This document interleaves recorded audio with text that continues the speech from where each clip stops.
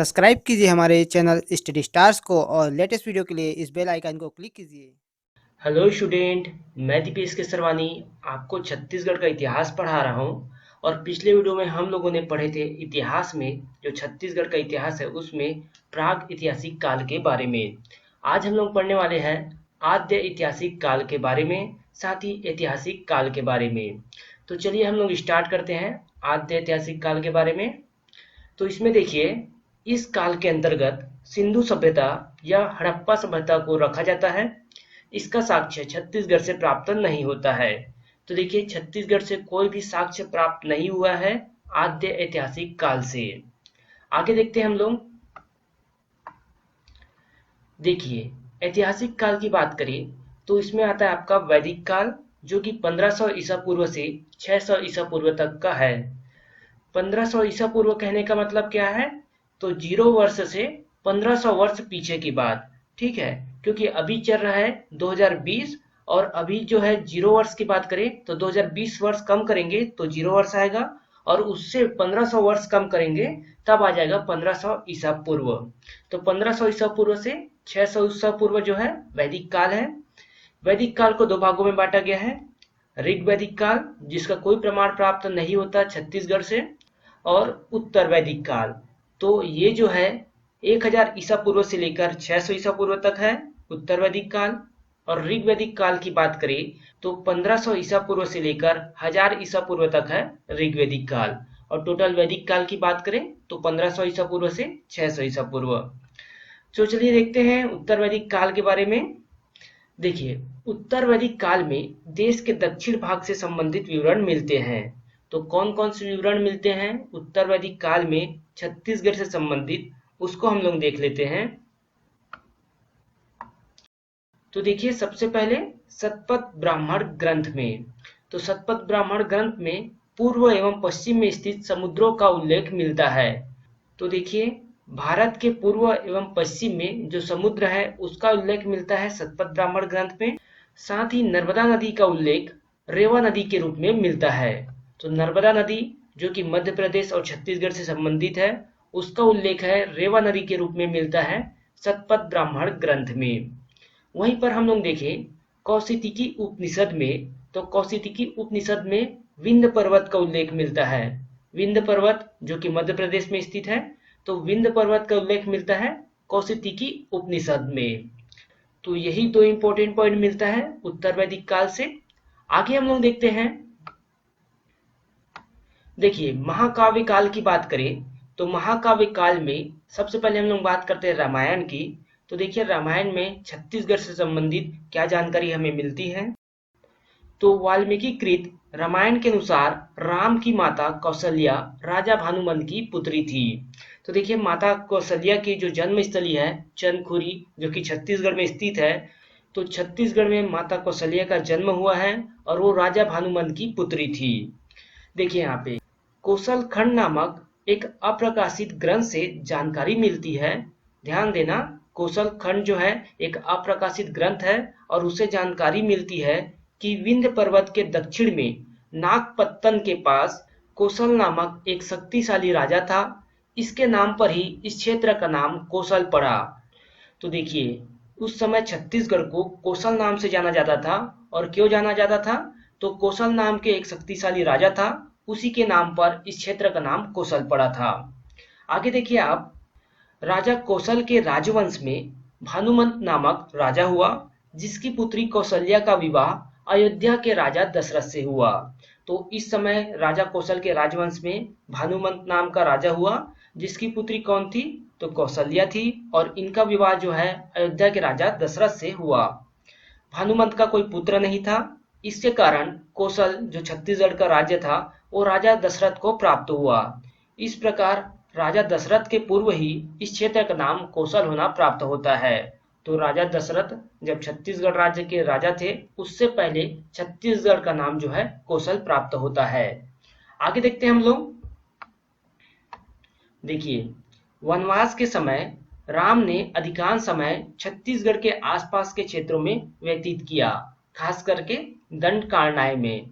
तो आपको एग्जाम में पूछा जाए कि राम ने छत्तीसगढ़ के किस क्षेत्र में सर्वाधिक समय व्यतीत किया, तो दंडकारण्य में। आगे देखिए आप इसी में, श्री राम के पश्चात उत्तर कौशल के राजा उनके पुत्र लव हुए, जिनकी राजधानी श्रीवास्ती, श्रीवास्ती कहने का मतलब अयोध्या से है, तो अयोध्या राज्य प्राप्त हुआ था लव को, और कुश को दक्षिण कौशल मिला था। कुश ने कुश स्थली सिरपुर क्षेत्र को राजधानी बनाकर शासन किया। इंपॉर्टेंट है, बार बार एग्जाम में पूछा जाता है कि कुश ने दक्षिण कौशल में किसे राजधानी बनाया था, तो कुश स्थली मतलब जो सिरपुर है अभी के टाइम पे, तो उस एरिया को राजधानी बनाकर शासन किया कुश ने, जिसका नाम रखा था कुश स्थली। आगे देखते हैं हम लोग, इस समय दक्षिण कौशल में कोसली भाषा छत्तीसगढ़ की सर्वप्राचीन भाषा का प्रयोग होता था। इंपॉर्टेंट है, एग्जाम में एक दो बार पूछा जा चुका है कि छत्तीसगढ़ की सर्वप्राचीन भाषा कौन सा है, तो कोसली भाषा जो है छत्तीसगढ़ की सर्वप्राचीन भाषा है। छत्तीसगढ़ का रामायणकालीन नाम क्या है, तो देखिए छत्तीसगढ़ का रामायणकालीन नाम दक्षिण कौशल है, क्योंकि इस समय उत्तर कौशल और दक्षिण कौशल दो भाग में बढ़ गया था। उत्तर कौशल का राज्य लव को मिला था और दक्षिण कौशल का राज्य कुश को मिला था, तो छत्तीसगढ़ का रामायणकालीन नाम दक्षिण कौशल है। बस्तर क्षेत्र का रामायणकालीन नाम क्या है, तो देखिए दंडकारण्य, जो बस्तर क्षेत्र है उसे दंडकारण्य के नाम से जाना जाता था। भगवान श्री राम ने सबरी नामक भिलनी महिला के हाथों झूठे बेर खाए, तो शिवरी नारायण में झूठे बेर खाए भगवान श्री राम ने सबरी नामक एक महिला की, जो कि एक भील जाति की थी। आगे देखिए, वाल्मीकि आश्रम कहाँ है, तो वाल्मीकि आश्रम जो है तुरतुरिया में है, जो कि सिरपुर के समीप है, और इसी को लव कुश की जन्मस्थली भी कहा जाता है। तो वाल्मीकि आश्रम लव कुश की जन्मस्थली, जो कि यह क्षेत्र तुरतुरिया सिरपुर के समीप स्थित है। पंचवटी की बात करें तो पंचवटी यहाँ से सीताहरण का उल्लेख मिलता है। फुलवासन गीत जो है रामायणकालीन है, तो देखिए फुलवासन गीत जिसमें माता सीता और लक्ष्मण जी का वर्णन है, वो जो है रामायणकालीन है। आगे देखते हैं हम लोग, देखिए आप महाभारत काल के बारे में बात करेंगे। हमने ऊपर रामायण काल के बारे में पढ़ा, अब महाभारत काल के बारे में। तो महाभारत में भी छत्तीसगढ़ के इस क्षेत्र का उल्लेख सहदेव द्वारा जीते गए राज्यों में प्राग कौशल, देखिए ध्यान रखिएगा, प्राग कौशल के रूप में मिलता है। बस्तर के अरण्य क्षेत्र को कांतर कहा गया है। इंपॉर्टेंट है दोनों चीज, छत्तीसगढ़ का जो नाम था उस समय महाभारत काल में प्राग कौशल के नाम से था, और जो बस्तर का अरण्य क्षेत्र है उसे कांतर के नाम से जाना जाता था। आगे देखते हैं हम लोग, कौशल छत्तीसगढ़ का महाभारत कालीन नाम है, तो प्राग कौशल कहे या फिर कौशल कहे, दोनों जो है छत्तीसगढ़ का महाभारत कालीन नाम है। कांतर महाकांतर की बात करें तो दोनों क्या है, बस्तर क्षेत्र का महाभारत कालीन नाम है। इंपॉर्टेंट है। चित्रांगतपुर की बात करें तो सिरपुर क्षेत्र को चित्रांगतपुर कहा जाता था महाभारत काल में।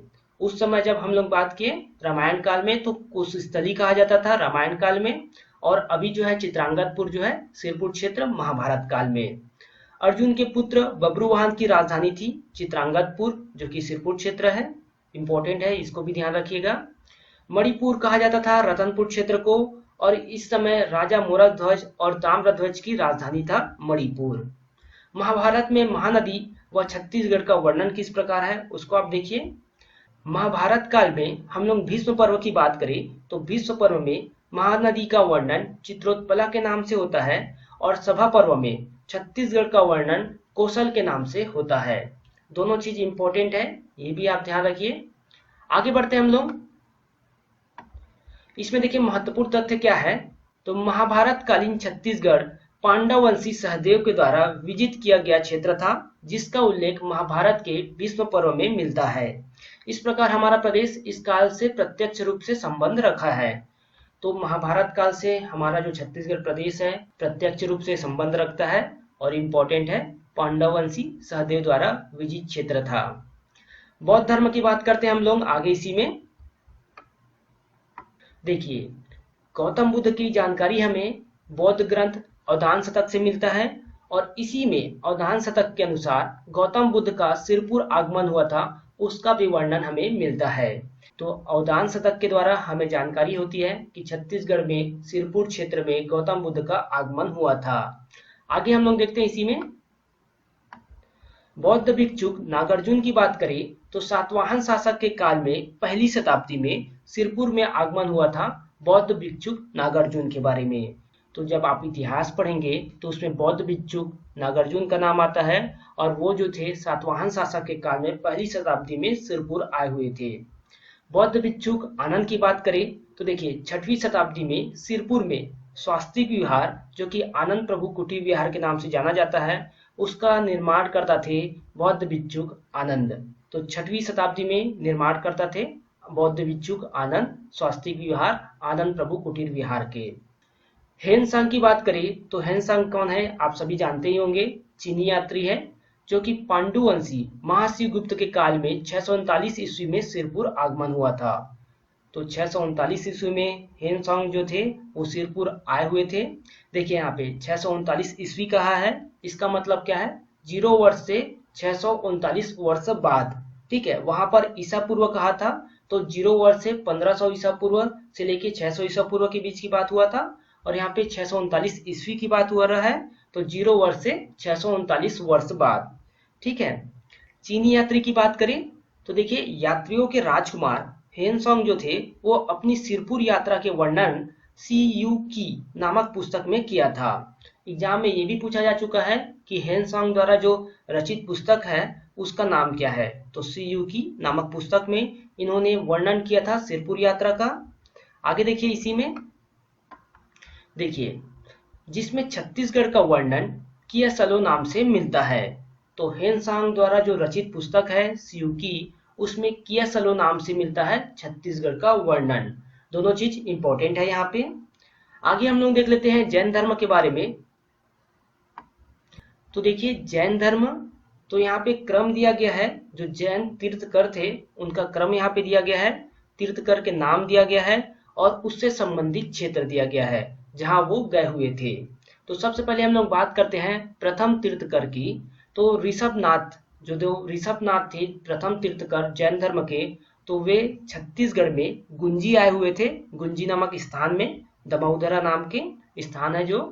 वहीं पर बूढ़ी खार की बात करें तो मल्हार का एरिया जो बूढ़ी खार का है वहां आए हुए थे ऋषभनाथ। 16वें तीर्थकर थे शांतिनाथ जो कि भाटागुड़ा बस्तर क्षेत्र में आए हुए थे। 23वें तीर्थकर थे पार्श्वनाथ जो कि नागपुरा दुर्ग क्षेत्र की बात करें हम लोग, दुर्ग में स्थित है नागपुरा जो कि जैन लोगों के तीर्थ स्थल के नाम से जाना जाता है। तो 23वें तीर्थकर पार्श्वनाथ यहाँ आए हुए थे और इसे नागपुरा को जैन धर्म का तीर्थ स्थल कहा जाता है। इंपॉर्टेंट ये भी है, एग्जाम में इसको भी पूछा जाता है। आगे देखते हैं हम लोग 24वें तीर्थकर थे महावीर स्वामी जो कि छत्तीसगढ़ में आरंग में आए हुए थे। तो रायपुर जिला में आरंग क्षेत्र, तो आरंग आए हुए थे महावीर स्वामी 24वें तीर्थकर। तो देखिए यहाँ पर जो छत्तीसगढ़ का आपके प्राचीन इतिहास का महत्वपूर्ण टॉपिक था जो कि आद्य ऐतिहासिक काल और महाकाव्य काल, तो ये जो है आपका यहाँ पे कंप्लीट हो जाता है।